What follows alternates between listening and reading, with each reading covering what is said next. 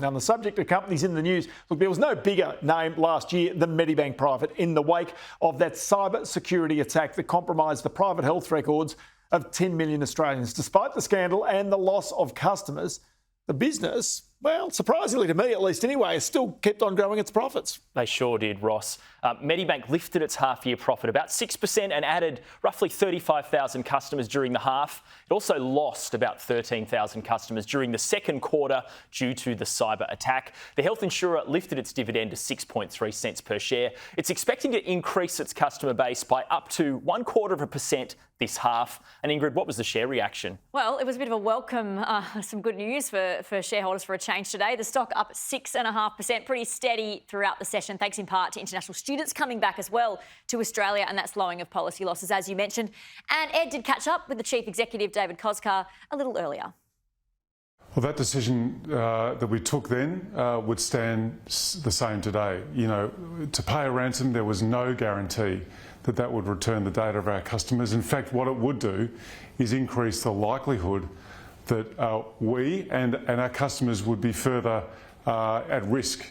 So absolutely, we would stick to that decision today.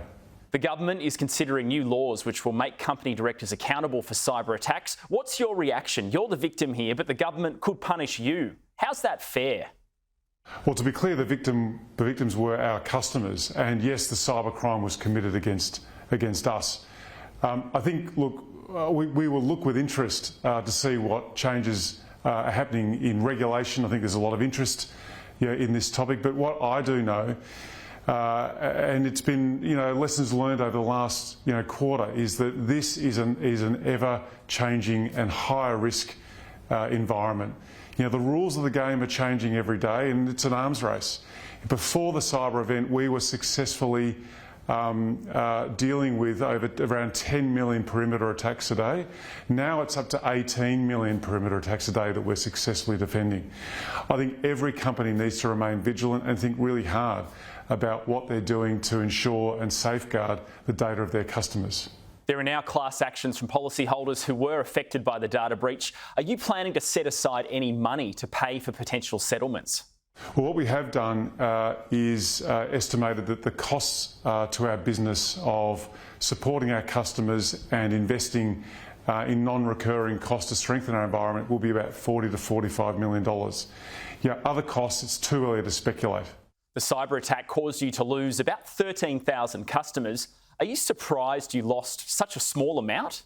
Look, I think the cyber event was a significant one and did impact a large number of our customers, but the impact was felt in different ways. A lot of our customers felt reassured by the communications we gave them. We sent out around 25 million pieces of communication to our customers. But there were some that were significantly impacted, and we had around 13,000 customers who we supported through our cyber response program.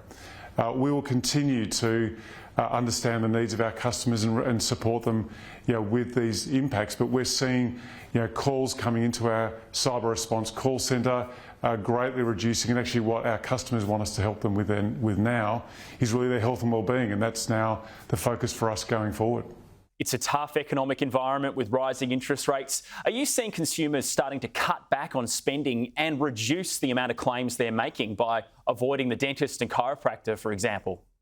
Well, I think that it is a tough environment, and this is impacting people in different ways. But what we see in our research is that the vast majority of our customers, in fact those who have private health insurance, see it as essential. They're actually cutting back in other areas of their spend outside health. We would encourage all our customers to continue to seek the health treatment they need, continue to invest in their prevention, and that's what we encourage our customers to do. Health insurance revenue up about 2% and total claims up 0.5%. How strong is the outlook for this year? Look, I think we have had a solid result, and our main priority is to return our resident business to the growth rate that we had before cyber. We've seen a very strong growth in our international business, up 17% for the half, and we're seeing really pleasing growth in Medibank Health. So for us, if we continue to support the needs of our customers in health, we continue to grow and strengthen the very strong foundations we have more broadly in health.